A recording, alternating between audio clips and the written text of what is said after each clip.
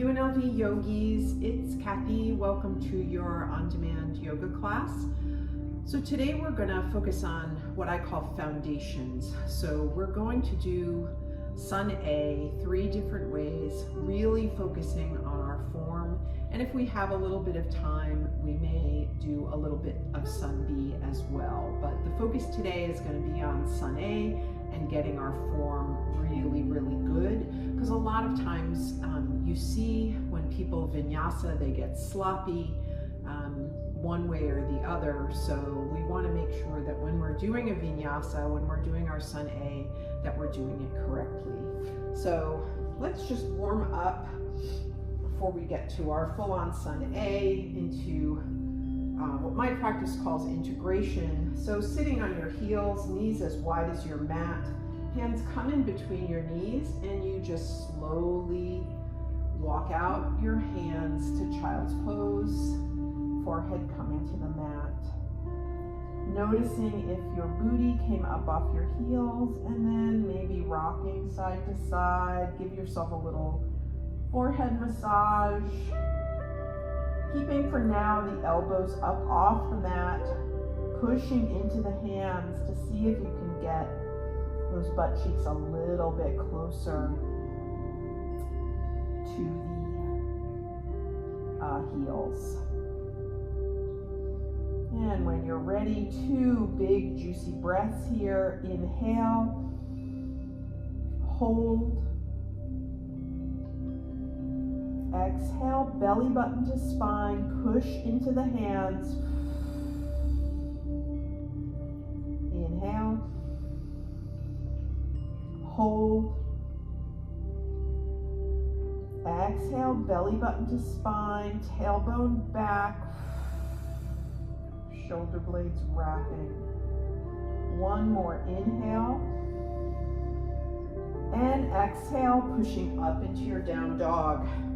Now this is the first pose where we're going to get a little bit more invested in our form. So for right now, just go into your normal downward dog, upside down V with your body, pedaling out your dog by coming to the toes on one side and pushing down the heels in the other. And when you're ready, when your body is ready, what I want you to do is walk your hands back towards your toes. And let's take a forward fold here, grabbing opposite elbows and hanging. Maybe swaying side to side.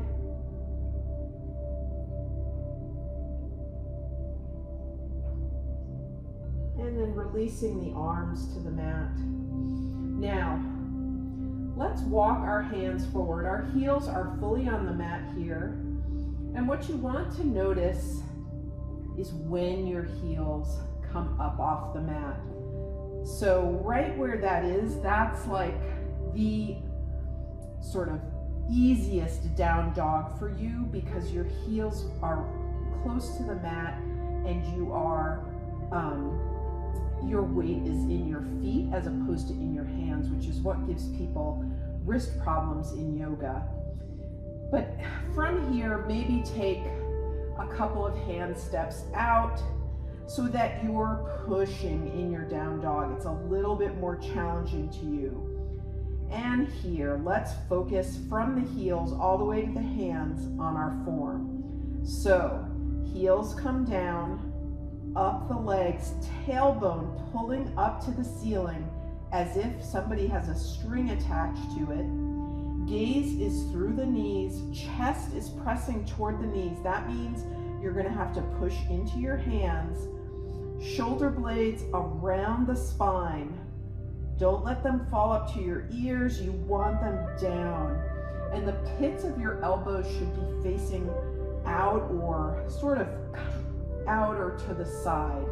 Now, if you can't get them out and your hands are like this, so the pits of your elbows are kind of pointing towards your knees, that's going to put you too much in your shoulders in your down dog. So what you can do is take your hands in a different position. Sometimes this is called seal down dog. So your fingertips are pointing You know, on the right, they're at like 2 o'clock, and on the left, they're like 10 o'clock, and that's getting the pit of your elbows more toward the front of the mat. And then reassert the pose. Chest to thighs, gaze, shoulders, tailbone. So try out this down dog on for size. It might work a little bit better for you if you have shoulder problems. Take an inhale and an exhale. Just walk feet toward the hands like we always do in our integration. Grab opposite elbows again and hang. Sway if you like. And then let go. Toe healing the feet together. Here's our first Sun A. Halfway lift. Now this is a pose actually that I see people do all the time. They're trying to bring their hands to the mat, and what's happening is you can see my back is sloped, so you couldn't balance anything on it. And what you really want is for you to have a flat back. That's why it's called a flat back pose. And for a lot of people, that's going to mean your hands are on your shins. Nothing wrong with that. That's the way the pose is supposed to be done. If you're down here, you're almost in a forward fold. Even if you're looking straight ahead and trying to straighten your back, if you had a marble sort of on your tailbone, it would roll right off. So try to come into that half lift with your hands in a place that allows you to have that length in your spine. That's what you want. So inhale here and exhale, fold. In your fold, your nose goes to your knees. You really want to release your neck. So here, sort of shake your head, yes, getting that release in the neck. A lot of people I see with their gaze down toward their mats, that's work for your neck. Instead, you want the crown of the head toward the mat and your nose to your knees and your gaze through your knees. This is a little harder on the back of the legs, so if you need to bend your knees in the forward fold, then do it. Much better to do that than do this kind of, whatever this is, sort of a combination of your forward fold and your halfway lift. So whatever you need in your fold, this should be rest, and that includes the neck. So even if the teacher doesn't call it, give yourself a head shake here. Side to side, nod yes, whatever it takes to loosen up that neck. And then soft in the knees, especially for these early poses, sweeping the arms up, coming into tall mountain. So people cue tall mountain very differently. Some allow you to keep your hands apart. That is the way you do it in my style of yoga. Your hands are sparked, your fingers are active, your arms are active. You don't have spaghetti arms in this pose. So fully come up, and then what's going on down here? Down here, it's like you have a zipper from your ankles all the way to your belly button. Your booty is tucked and your pelvis is a little bit forward.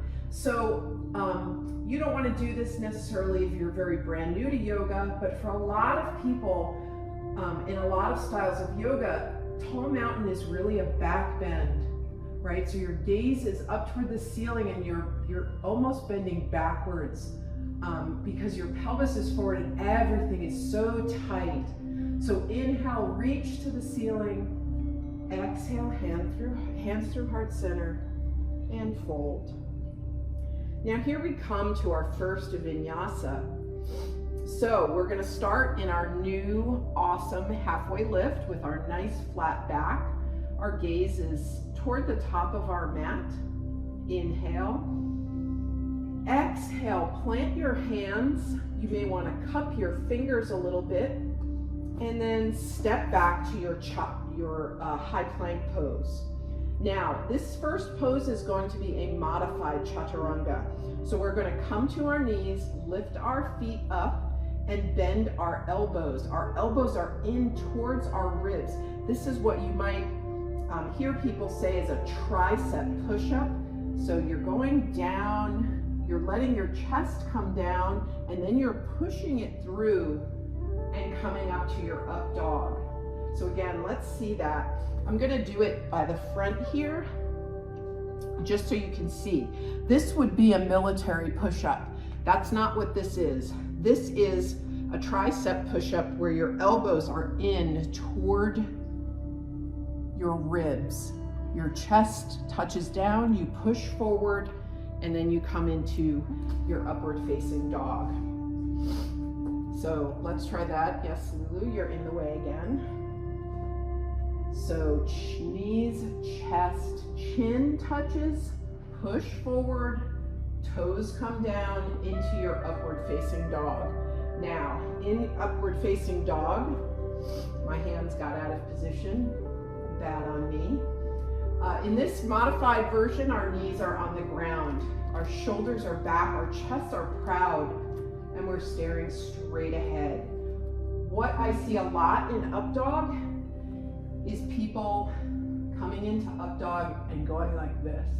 That is the style in some forms of yoga, but for me, that's a big sort of neck strain.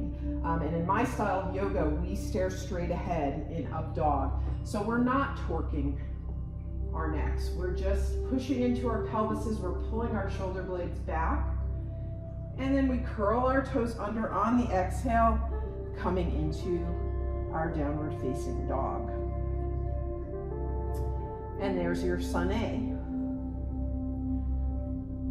Now, let's do a somewhat more advanced version of Sun A. So we're in our down dog.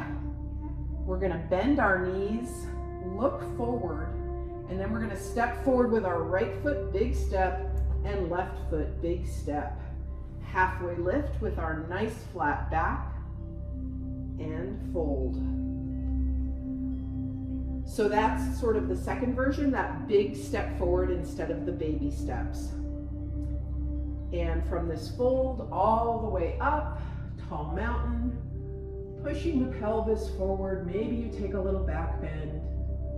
Exhale, fold.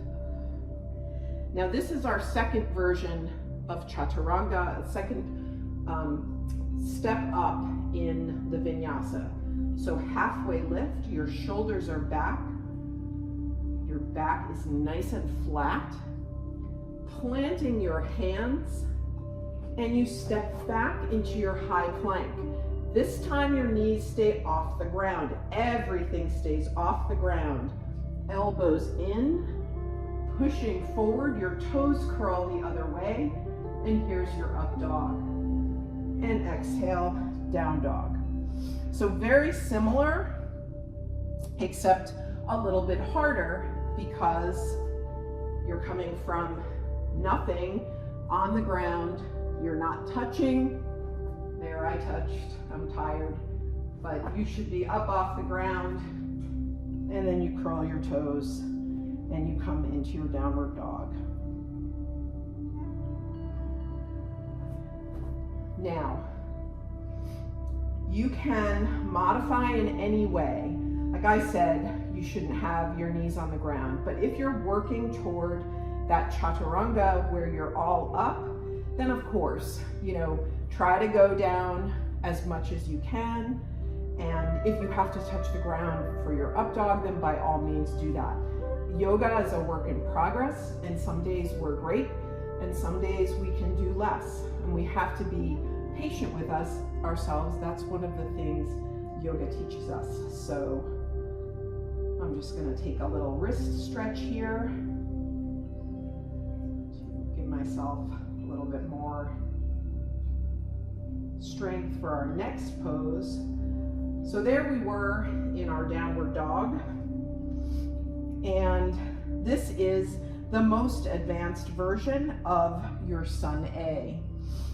You bend your knees, you come high on your toes, and then you jump or float, knees to feet to hands, and then right into your halfway lift. So you can see I'm still working on my float, but the start of floating is just to bring those knees down, gaze is straight ahead, and then you try to catch a little bit of air and then flat back, and fold. And then nice soft knees all the way up. Tall mountain. Hands are still. Engaged. Arms are engaged. Exhale. Hands at heart center. And fold. So here's our next version of Chaturanga. You've probably seen people do this if you go to yoga class. So halfway lift, plant your hands, maybe want a cup here, and then you float or jump back into your Chaturanga. And then come into your up dog, and then back into your down dog. So, I'm gonna come down for my down dog. With the jump back into Chaturanga, you can do it with straight arms. I'm gonna turn around because I know Lulu is in the way here, but it is better to have what we call looseness or softness in the arms so that you're actually jumping back into your Chaturanga pose instead of jumping back into your high plank pose. So here you have, right, your halfway lift, you plant your hands, and then watch my elbows. I'm jumping back, and I immediately go into my Chaturanga. I come into my up dog, and then I come into my down dog. So those are the 3 different kinds of vinyasa flow. Really important to listen to your body when you're in yoga and not sort of worry about what other people are doing. I've seen people, they're in chin stand and then they go back to their Chaturanga. They're really strong and practiced yogis. I know that I'm not there yet. And some days I can't even do the jump back. And some days I can't even do the Chaturanga off my knees. I have to go knees, chest, chin. That's okay. You want to see where your body is and listen to it. So let's do the Sun A once with whatever flow works for you, whether it's that modified or whether it is the more advanced or it's something in between. So here we are in our down dog. We got our tailbones up, nice big stretch in the back of the legs. Bend the knees, gaze comes forward. You always want to look where you're going. And then tiptoe, or one big step and another big step, or hop or float. Halfway lift with your nice flat back. I could rest a drink on it. Exhale, fold. Inhale, tall mountain. Exhale, fold. Inhale, halfway lift. Exhale, high tilted plank. Inhale, upward dog. Exhale, downward dog. That's your basic foundations of your Sun A. Now, I think we have a little time. I do want to give us time to stretch here a little bit, but let's walk our feet forward and start with Sun B. So in our Sun B, we start in chair pose. So we bend our knees and try to get our booties low. Our weight is in our heels. We sweep our hands, maybe we can tickle the mat, and then we come up. Again, my practice, we keep our hands apart. Lots of practices, they bring their hands together. Whatever works for you here. The most important thing, if you can see my toes, I can actually lift my toes off the mat. That's how much weight is in my heels. That's really important because if you're leaning forward, you're doing some other kind of pose other than chair. So if you're not down with a full chair where you can get your booty really low, then you can kind of work up to it by fierce pose. So the bend in the knee is slightly less than in chair pose, but you're still having your weight in your heels. If you look down, you can see your toes. Your knees are not over your toes. they're sort of in line with your ankles, and you come up like this. So this is fierce, that's a modification. More expert pose is coming down, booty comes down, arms go up, chair. Now the interesting thing about chair is that it is kind of a precursor to another pose, which is called high crescent. So if you're in your chair and you bring your right foot back and just land on the ball of your foot, and you can sort of train track your legs if they're not quite in the right position. Here's your high lunge, and here's your chair. You can do the same thing with your left foot. Here's your high lunge, here's your chair. So you can think of those two poses as being part of an integration in what we do in yoga. And it helped me to see the difference between high lunge, which is when you're on the ball of your foot and your ankle, again, I'm gonna switch sides so you can see. You're on the ball of that back foot is nice and straight, your heel is up. This is your high crescent versus your warrior one, which is almost the same pose, except that here's your high crescent, my heel is off the ground, the balls of my feet are on the ground. And if you turn the foot at an angle, some people say 45 degrees.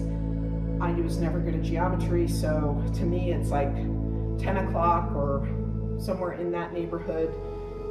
This is warrior one foot. Both feet are fully planted on the ground. Think of it this way, crescent lunge or high crescent is something of a balancing pose. It's a little bit harder to get your stability in this pose, which is why a lot of teachers cue to train track so that your feet are not one right behind each other, because it's much harder to balance there. Whereas here, with your feet separate, you have sort of two corners where you're working and you can better keep your balance. Crescent lunge also, there is low crescent, right? That's a modified version of crescent lunge. If you're working on your crescent lunge, just try it low and then curl your toes under and come up, even if it's just for a second, and then come back down. So here you are in your crescent lunge, and then warrior one, both heels are on the mat, toes are on the mat. You have a ton of stability here. Both crescent lunge and warrior one are closed hip postures, which means you should have your hip bones straight ahead. They shouldn't be like this. They should be straight ahead. Warrior one, your knee is directly above your ankle. You can see your toes if you look down, and your hands come up either apart, my practice, or others, they come together. Watching the shoulders, making sure that they're down and not up by your ears. So in all the warriors, where you have this stability, right, they're warrior poses, they're poses of strength. You want to feel almost like you're trying to tear your mat apart. So you're pushing into the right foot, all four corners of that right foot. You know, big toe, pinky toe, heel, right side, left side of heel, and then the back foot, you're pushing into the blade edge of the foot. That's how you get the stretch in warrior one, and that's how you get better at warrior one. And you can sort of do a little kind of twist here to see the difference between open hip and closed hip. Really important form distinction between warrior one and crescent lunge, both closed hips postures, and warrior two, where your back foot is now parallel to the back of the mat, but your hips are open and your gaze goes toward the front, but the chest and the torso and the pelvis are facing the side of your mat. In Warrior Two, always want to be careful that that knee doesn't come in. Just like mine just did, you want to sort of police it so that the knee is still above the ankle, arms are nice and strong, not spaghetti arms, and then you should feel super stable in this pose. So we'll go back through that just quickly. Here's your chair pose. You're sort of tickling the mat with your fingertips, coming up into chair. Toes can come up off the ground. That's how deep in your heels you are. You can see your toes. Your knees are nowhere near over your toes. If you need more space, you come up into a fierce pose, just letting yourself unbend those knees a little bit.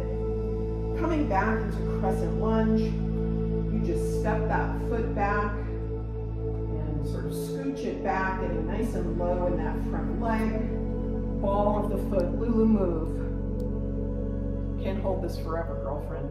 Ball of the foot is on the ground, heel is off the ground, that back leg is super straight, that knee still right above the ankle.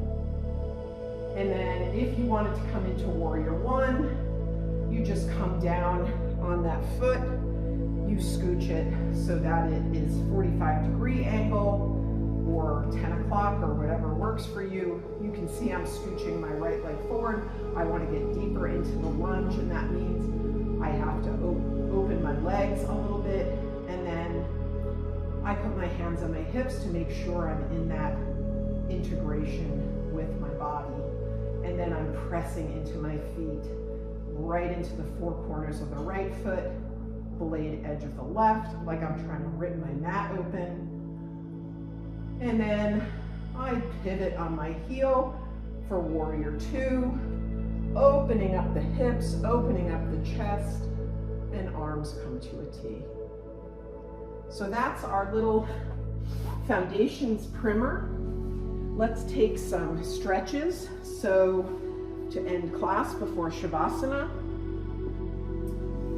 coming on to sitting on our heels, and like I did before, bringing our hands, fingertips pointing toward the knees, and giving ourselves a nice wrist stretch. Farther you walk your hands out, the deeper the stretch. Be gentle.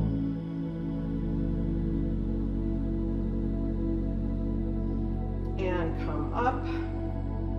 Coming to, I'm going to face you, but you're going to just be on your mat with your feet in front of you, coming into seated staff pose, nice straight spine. Inhale, hands go up, gaze goes up. Exhale, forward fold, grabbing wherever you can, thighs, calves, ankles, big toes with peace sign fingers or fully into your feet. Chest forward, tailbone back, gaze forward. Get a stretch in the back of those legs. Inhale, exhale, inhale, exhale, nose to knee, make it restorative.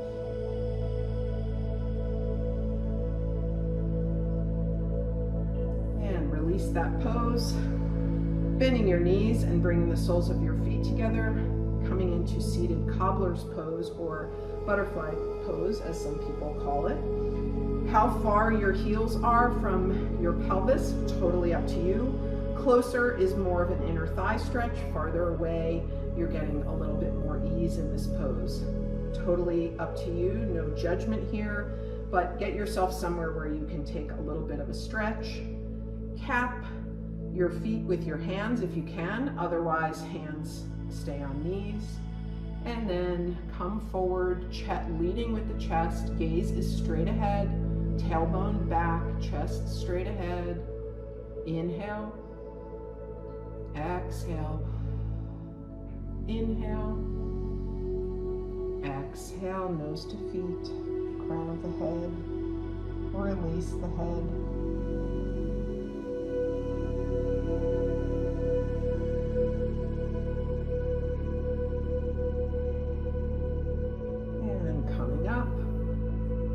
Straddle pose, legs as far apart as is comfortable. Maybe you feel a little bit of a stretch in the inner thighs.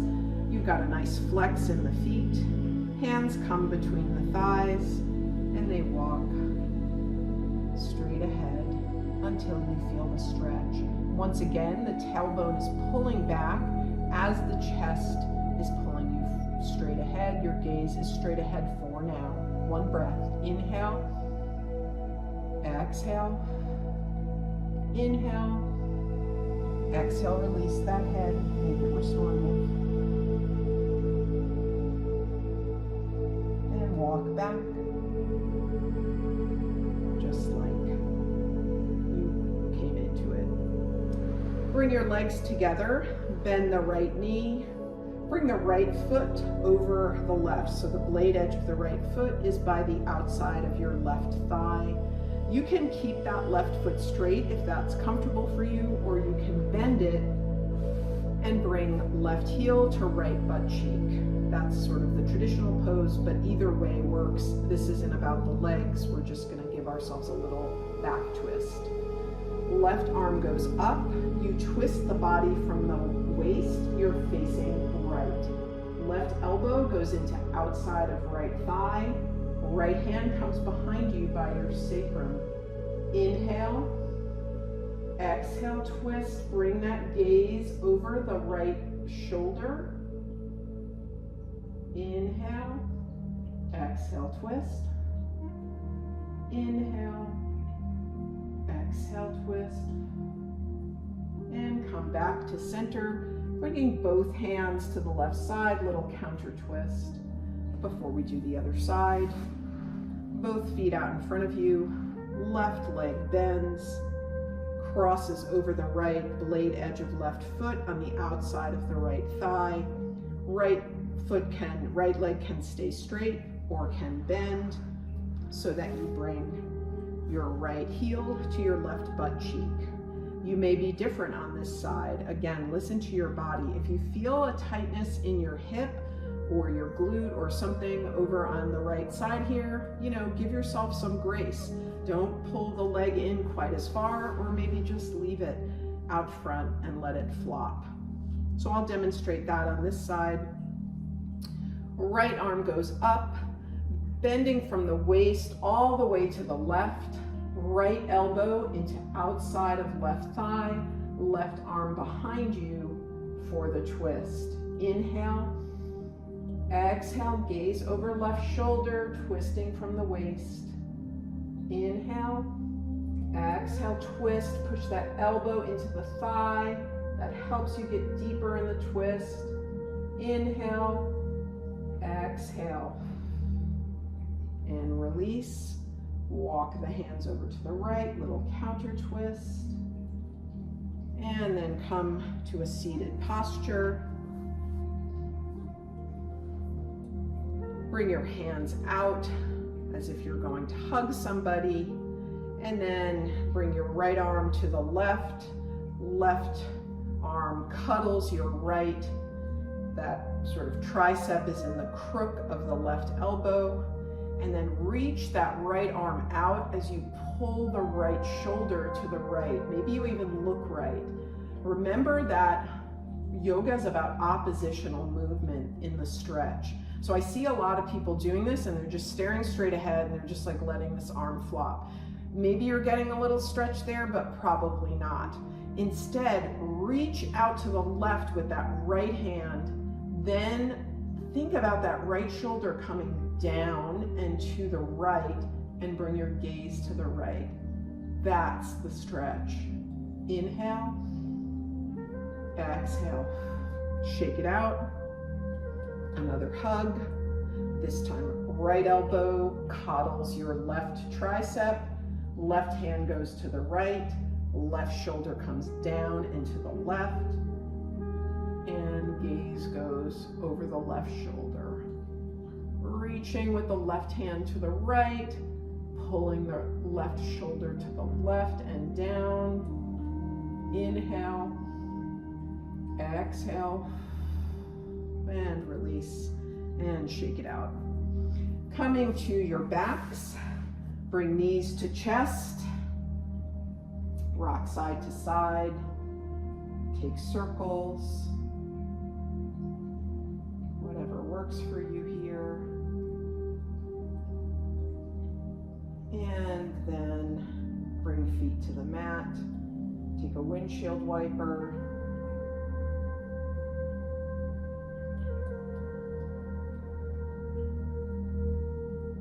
And then walking the feet out for Shavasana. Let the feet flop open. Hands can be by your hips, palms up, palms down. They can come to a T. They can rest on your belly or your torso.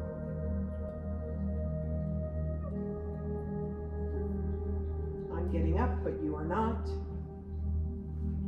You stay in your Shavasana. It's such an important part of the practice to allow your body to download, kind of like a computer, download the practice and all the work you did. Taking 3 big breaths. Inhale, hold, exhale. Inhale, hold, exhale. Inhale, hold,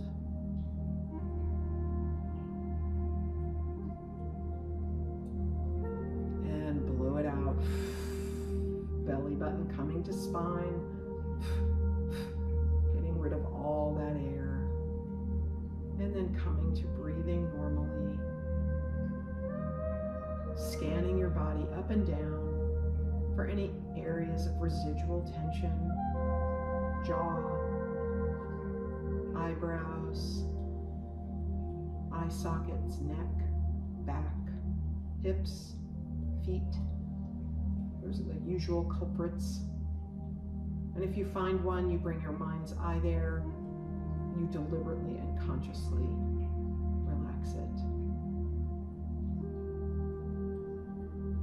You are welcome and should stay in Shavasana for at least 2 minutes, but why not give yourself a treat and stay there a little longer? I hope you learned something today. It is always my honor to guide you in this practice. May you have a beautiful week and your light shine on everyone around you. Namaste.